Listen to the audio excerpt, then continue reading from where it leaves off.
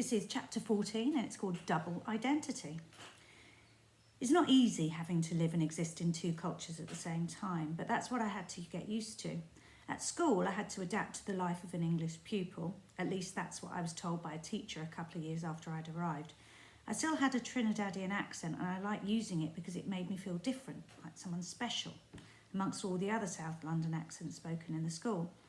So I put it on even stronger sometimes because it was the only thing I could do in the class that made me feel good. And one day the teacher who took us for English asked me to read a passage from a book. So I stood up and read in my most lyrical Trinidadian accent. But in mid-flow she shouted, "Stop, you gutter snipe. If you want to stay in my class and be understood by everyone, you'll have to learn to speak the Queen's English." Well, I was devastated. I was being told to give up the only special thing that had made me feel good about myself at school. I started to cry, not because she called me a gutter snipe, she called everyone that, but because I was being stripped of my identity in front of the whole class. That day, I couldn't wait to get home and tell my mother what had happened. Surely I would get some sympathy from her. But Mummy, like most of the other West Indian parents, wanted the best education for her children. West Indians were brought up to believe that whatever the teacher said was law. Remember that.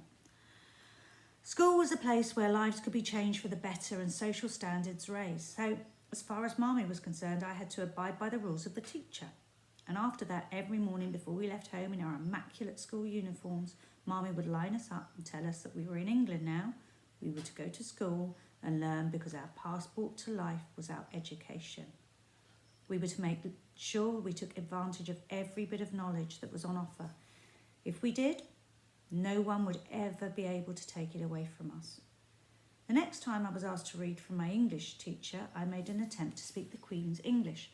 Surprisingly enough, it came quite easily because I knew I had a goal to get the best education. This was to be my reward and I wasn't going to let it slip away. I was the one who wanted the education that was on offer, so I had to take charge of my destiny. If I didn't, I'd end up resentful. I didn't have to lose my identity either because when I got home, I spoke in my natural tongue to my family. My beloved Trinidadian accent with its rich tones was not lost. I just had to learn when to use it at the appropriate time. West Indian children with strong accents who could not easily be understood by the teachers were banished to classes for children with special needs. As far as the teachers were concerned, if they could not understand what these children were saying, then they considered them to be stupid, only good for the sports field. And many intelligent West Indian children left school underachieving because nobody, including the teachers, took the time to understand, nurture, guide or advise them like Mummy did for us. School food was also a huge culture shock. The only time I did eat spicy food was when I had school dinners. I would line up in the noisy hall with the rest of the girls, wondering what was going to be spooned onto my plate. The food always seemed to taste and smell the same, whether it was steak and kidney pudding, Irish stew, and every dish was served with some overcooked cabbage, lumpy mashed potato and soggy carrots. I always looked forward to the desserts though. It didn't take me long to get used to Bakewell tart, rhubarb crumble, spotted dick and treacle pudding, all served with thick and gooey custard. I always knew it was Friday because fish and chips were served up with mushy peas, and I soon learned that fish and chips were a part of British culture. Fish and chip shops always seemed to come alive at dusk when a welcoming orange glow and overwhelming frying smell would lure customers into the greasy white-tiled shrines. We very rarely ventured into them though, because although they were a great talking point with most West Indians, not because of the thick batter coating that covered the fish or the greasy chips which were smothered in salt, but because we found it so amazing that the fish and chips were served in newspapers.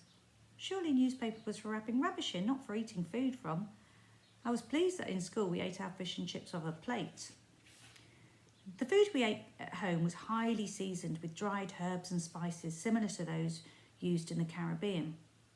There were specialist shops where rice, the staple diet in the West Indies, exotic vegetables and fruits, spices and herbs were sold. These were very expensive because they were imported, but each week Mummy would visit these shops to buy the food we'd grown up on. My father found it particularly difficult getting used to English-style cooking. Like most West Indian dads, he always insisted on us eating West Indian food at home. I think it was because It was one of the few things that kept the Caribbean close to our hearts. The spicy flavours of Marmy's cooking was always a great delight to the palate.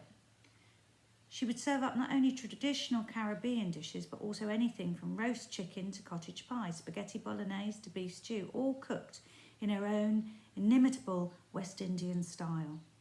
Her cooking was part of the Caribbean culture of which I felt so proud, and still do. There was one English custom at school that got me into deep trouble. It started off quite innocently in the playground at my school in Penge. I must have looked lost and alone because a group of children asked me to join in a game with them. One person was chosen to be it. The rest had to run away and try not to get caught. This was a new game to me, but I love running and playing games, so I was most enthusiastic to take part. A boy called Norman was chosen to be it, and everyone ran off squealing with delight and shrieking with laughter. I ran as fast as I could, dodging all the other children in the playground, but Norman was hot on my heels and eventually caught me. What happened next was most unexpected. He grabbed hold of me and kissed me full on the lips. No one had ever kissed me like that before. That sort of kissing was for grown-ups. Well, I was so shocked by this display of passion that I smacked his face and gave him a black eye. Poor old Norman. In fact, it turned out to be poor old me. What I hadn't realised was that we were playing kiss and chase, and that Norman, the heartthrob of the class, had picked me to chase and kiss. All the girls had a crush on him, and because he'd chosen me, a newcomer, to kiss, and then, to make matters worse, I had beaten him up, well, they sent me to Coventry. Being sent to Coventry was another new custom, and an uncomfortable one, that I had to live with. I wondered if anyone would ever break the silence and speak to me again. To my surprise, the first one to do so was Norman. And what a nice guy he turned out to be. We became friends at school and often used to walk home together. But he never kissed me again. And I think we've got a little picture there of Norman. Looks like a nice chap. And that's it.